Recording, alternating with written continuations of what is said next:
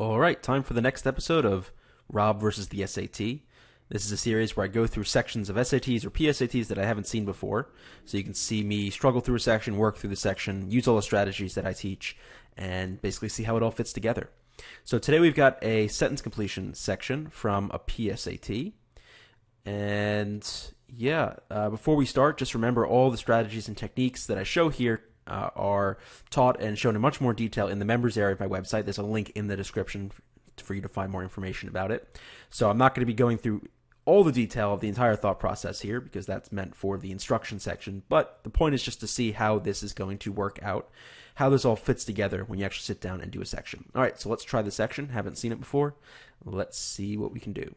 Samantha was known for her blank personality, but when she saw someone being bullied, she had a very blank response. So in terms of the words here, we got a dual blanker, and we don't quite know exactly which words go in, but we do know that the relationship between the blanks, because notice she's known for something, but when she saw someone bullied, she had a very blank response. So either it's going to be something like Samantha was known for her timid personality, but when she saw someone be bullied, she had a very aggressive response, or the opposite, right? She had a very aggressive personality, but a very timid response. So we just know they have to be opposites. So genial and friendly, those are the same. Irritable and annoyed, the same. Serene and calm, the same. Complex and intricate, the same. Cheerful and angry, perfect. Right? She was known for her cheerful personality, but when she saw someone being bullied, she had an angry response. So this one is one of those dual blankers where it's all about the opposite relationship between the blanks.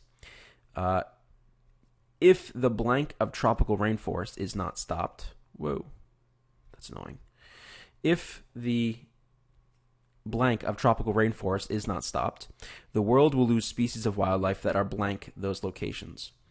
Probably like destruction.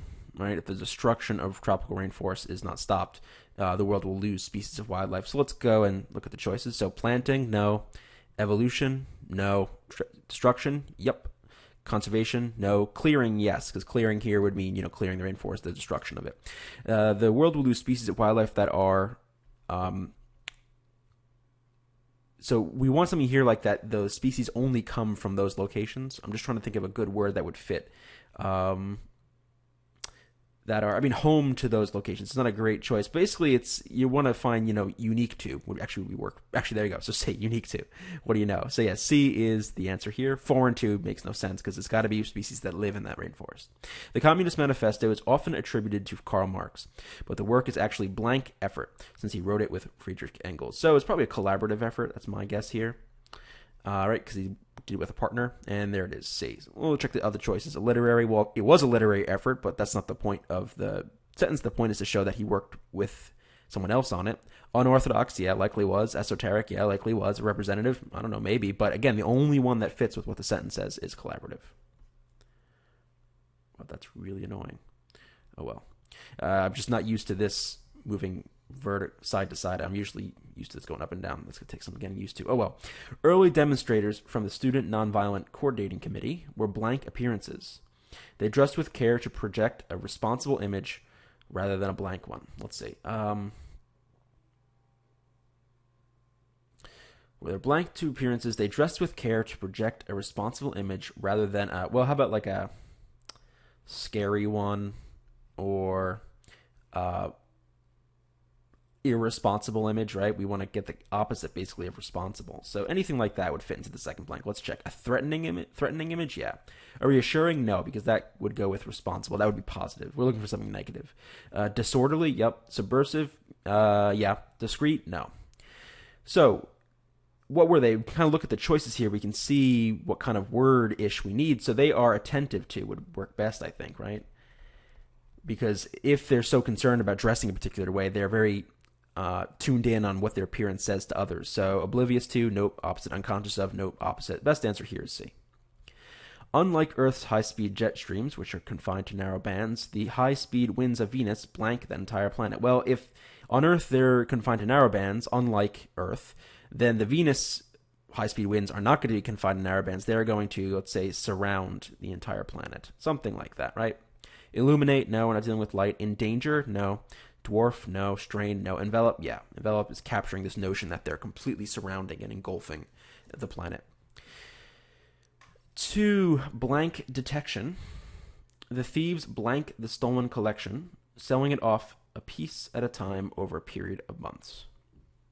Well, they're doing this to obviously avoid detection, right? Because they don't want to be caught. So let's look at the choices. Monitor detection? No. Court detection? No. Avoid? Yep. Ensure? No. Avert? Yes. So basically C and D are the only ones that capture avoid. The thieves blank the stolen collection, selling off a piece at a time.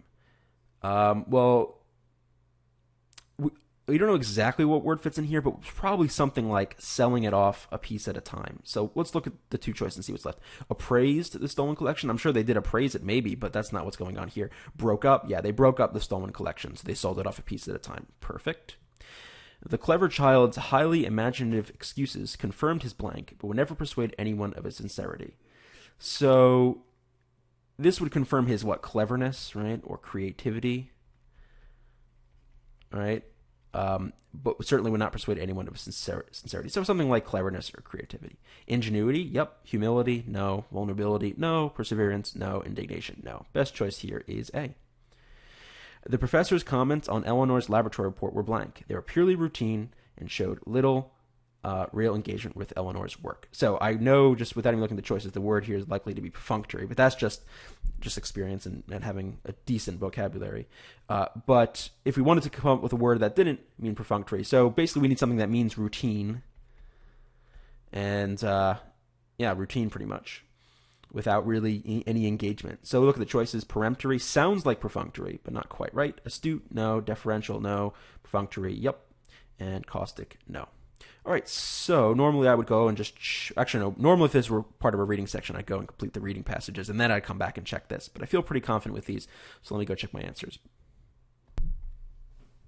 Okay, I just checked them. We're good.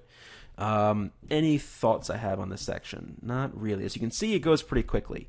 I did talking. Usually this section would take me less than 5 minutes, and that's what you want to target, because you want to use most of your time, the vast majority of it, on the reading. So you notice it's pretty routine. You read the sentence, put in your own word, compare, and go from there. And that's really what it should look like. Let me just make sure I have nothing else to say. Really, not really. What I would do now if I were studying, so as a study practice, I would go to the choices. Like if I were studying, actually preparing for the SAT, I would, after I'm done, I go to the questions and I look for any words that I didn't know, and then I look them up. So peremptory, I think it has something to do with time. I don't know. So I would look that one up. And in fact, when I stop this video, I'm going to look it up right now just so I learn it. Right? I don't know every word. No one knows every word. But you can still, as you can see, get the questions right, even if you don't know every word, because as long as you're clear and focused and do the technique properly, it works. All right, so see you in the next episode.